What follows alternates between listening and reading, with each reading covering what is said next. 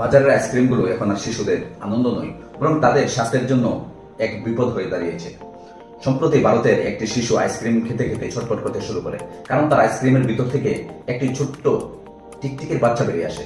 তদন্তে জানা যায় সেই আইসক্রিমটি তৈরি হয়েছিল একটি লোকাল মেশিনে, যা না ঠিক মতো পরিষ্কার করা হয়েছিল, না কোনো পরীক্ষা।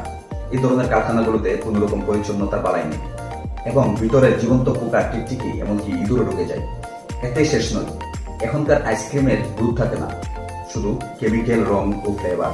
এসব আইসক্রিমের চিনি, ফ্যাট আর স্যাচুরেটেড কার্বোহাইড্রেট এত পরিমাণ মাত্রায় বেশি থাকে যে শিশুদের মধ্যে স্থূলতা, স্মৃতিশক্তির দুর্বলতা, এমনকি উচ্চ রক্তচাপের মতো রোগ হতে পারে। আগে যেমন মাটির হাড়ির ফুলকিতে পুষ্টি পাওয়া যেত, এখনকার আইসক্রিম শুধু অসুস্থতা দেয়। শিশুদের স্বাস্থ্যের সঙ্গে খেলবেন না, বাড়িতে খাঁটি দুধ ও ড্রাই ফ্রুট দিয়ে আইসক্রিম তৈরি করুন। যদি কেউ এই রেসিপি জানেন, অবশ্যই বাড়িতে বানিয়ে বাচ্চাদের খাওয়ান। বাইরের খাবার খাইয়ে স্বাস্থ্যের ঝুঁকি নেবেন না।